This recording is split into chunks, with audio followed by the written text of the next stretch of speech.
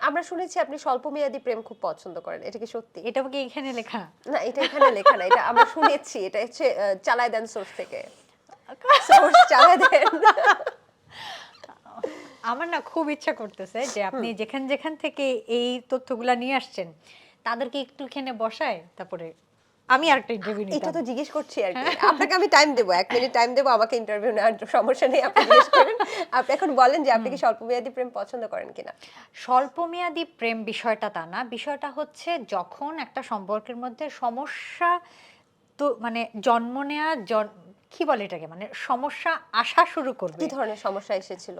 মানে সম্পর্কগুলোতে সাধারণত যেগুলো আসে কাজ করতে পারবা না এরকম? সবকিছুই তো আসে।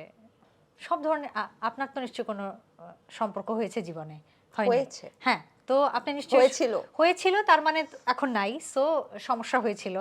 সো সমস্যা একেক সাপোজ এক্স ওয়াই এর এক ধরনের সমস্যা হবে, এ বি আরেক ধরনের সমস্যা হবে। কমন নাও হতে পারে। মানে এক্স ওয়াই এর যে সমস্যা সেটা এ বির মধ্যে নাও থাকতে পারে। হুম, হুম, হুম, হুম। সো যে ধরনের সমস্যাই হোক, সমস্যা আসলেই বুঝতে হবে যে আম এটা সুখকর পরিণতির দিকে যাচ্ছে না। সো আমার মনে হয় তখনই আসলে সরে যাওয়া উচিত। কারণ আচ্ছা। একটা প্রেম বা ভালোবাসার মধ্যে আ একটা সুন্দর সম্পর্কের মধ্যে সমস্যা থাকতেই পারে না। আমার কথা হচ্ছে এটা। সেই সুন্দর সম্পর্কটা কি পাওয়া হয়েছে কখনো? খুব কঠিন কোয়েশ্চেন। না, আসলেই মানে আপনি এটা জানেন আমি আপনার এই সাথে একমত। কোয়েশ্চেনটা খুবই কঠিন। একমত। যে আসলে মানে আমরা পারফেকশন বা সুন্দর সম্পর্ক খুঁজতে, খুঁজতে হয়তো বা পাই না, খুঁজে পাই না। কিন্তু সেটা কি আসলে পাওয়া হয় কখনো? আমার কি মনে হয় জানেন সমৃদ্ধি, আমি এইজন্যই বললাম আপনার এই কোয়েশ্চেনটা অত্যন্ত কঠিন। আবার বলেন আপনি কোয়েশ্চেনটা কি? কখনো সেই সুন্দর সম্পর্কটা পেয়েছেন? আমার কেন যেন মনে হয় আমাদের ফিঙ্গারপ্রিন্ট একেকজনের একেক রকম না? হুম, পাসপোর্টে হুম, আমরা যেটা দিই বা আমাদের ভোটার আইডিতে কারো সাথেই কিন্তু মিলবে না। পৃথিবীর কারো সাথে মিলবে না। আল্লাহ এইভাবেই আমাদের তৈরি করেছেন। হুম, হুম, হুম।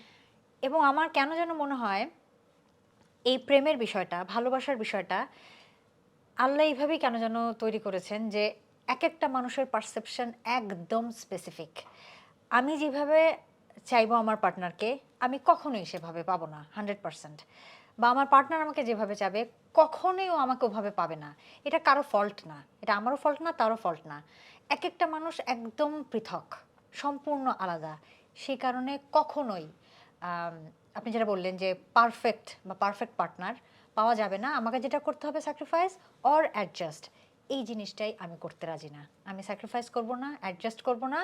কারণ তাতে করে আমার এক্সপেকটেশন তার কাছ থেকেও তৈরি হবে। যে আমি তো এটা অ্যাডজাস্ট করলাম, তুমিও কিছু করো আমার জন্য। আমি তো এটা স্যাক্রিফাইস করে ফেললাম তোমার জন্য, এখন তুমিও স্যাক্রিফাইস করো আমার জন্য। এটা ভালোবাসা নষ্ট করে দেয়, সৌন্দর্যটা নষ্ট করে দেয়। যখনই এগুলো আসে আমি তখনই আর আমার মনে হয় সৌন্দর্য থাকে না, ভালোবাসাও থাকে না, প্রেমও থাকে না। তার মানে কুসুম শিকদার পারফেক্ট লাভ খুঁজতে, খুঁজতে এত বছর পেরিয়ে গেল এখন পর্যন্ত খুঁজে পাননি। না। আমি ডিসহার্টেন হচ্ছি। যদিও ভাবছিলাম একটা বিয়ে করব যত কথা গেল।